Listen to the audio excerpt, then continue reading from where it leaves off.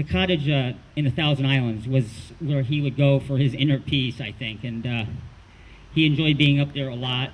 And even though he enjoyed it so much, he always brought us kids again. And even during the summer, he would take us up there. Never was a time where he was alone without his kids on a trip.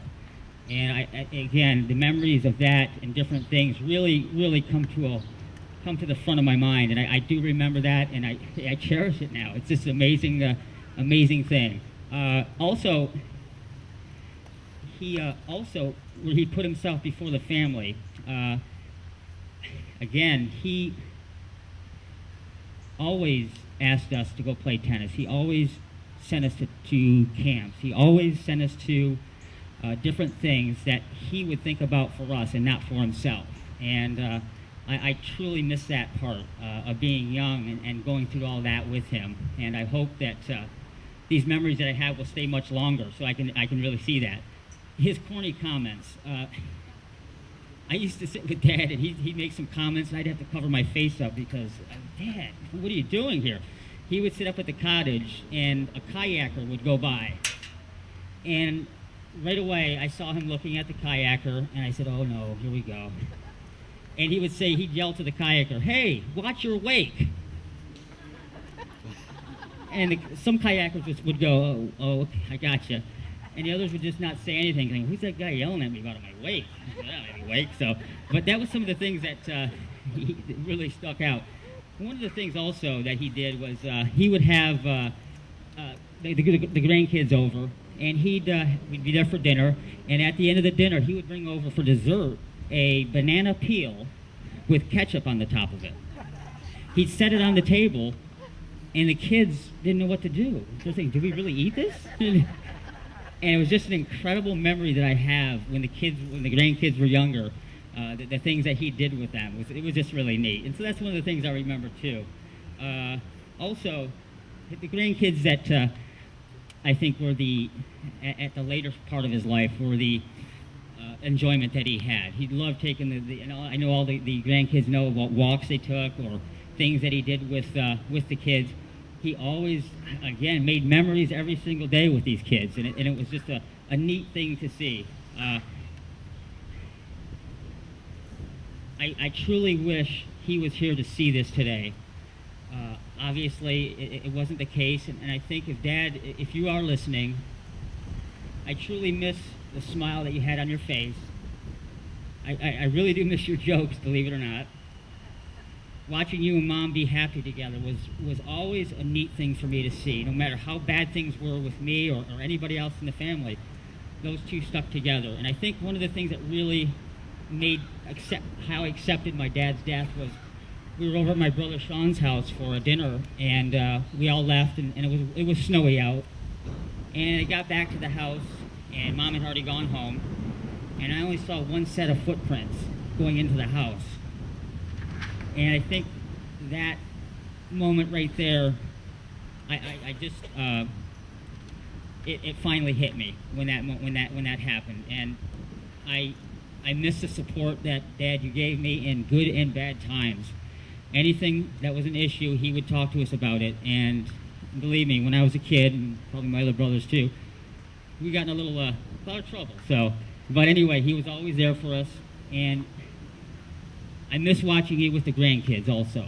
You would always beam up when the kids came over, or you'd beam up when they left, one or the other. I miss seeing my two daughters here, Haley and Sydney, lighten up, smile whenever they saw him, and I miss that part of it. I want to thank you, Dad, for showing me the correct path in life, the way you worked at the drugstore, the way you took care of your family. It's a perfect role model. I hope, Dad, that this park, I hope you like it. I hope you enjoy it. I hope you see lots of people here. I will always use it for your memory. I will come down here, and I truly want to make this park yours.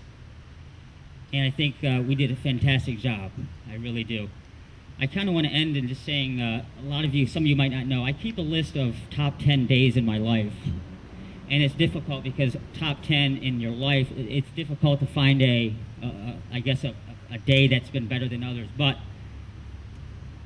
And knocking one of the top 10 off the list has been tough. But this day today, and I think the day the mural went up, and I was sitting in the back, this will be added as one of the top 10 days in my life. And in Dad dying, he gave me true happiness, which I've never felt before. Never have felt before. And working on this, it was just an incredible happiness for me. And I know Dad, he pushed that along to me, and I really do appreciate it.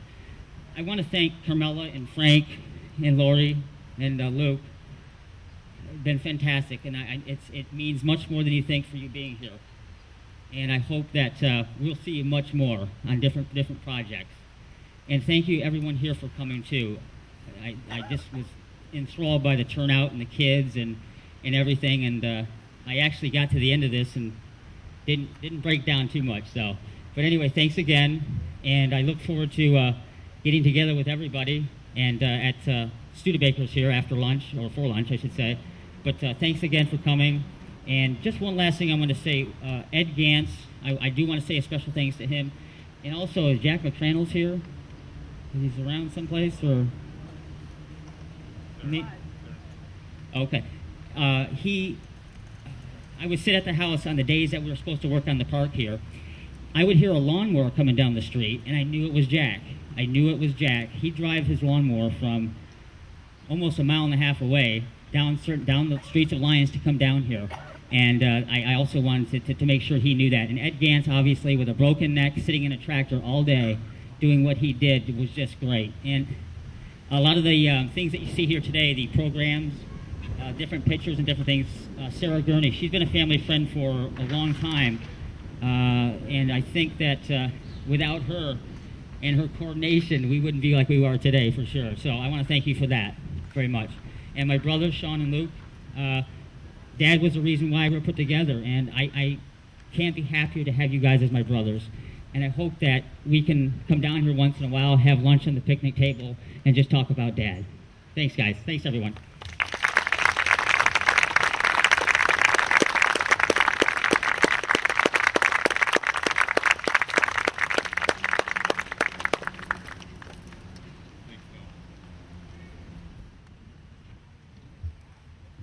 I just want to say that we came down here, and I think it was in early March, to look at where the mural was going. I mean, we did some Photoshop works to see kind of how it would lay out. And we sat right over there, the view that you see today of that trolley and that canal. And I said, no, it's going to happen.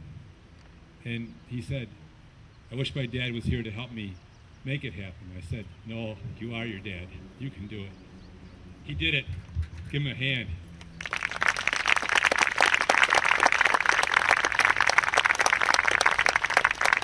And I wouldn't be, when we were planting the flowers, I don't know how it happened, but in Winston Dobbins' flower bed, there's corn growing. And we have no idea how it got there. So Winston is still with us, believe me. There's right over there under the river birch tree is a corn. So we'll have a picnic down here with a couple years of corn in August.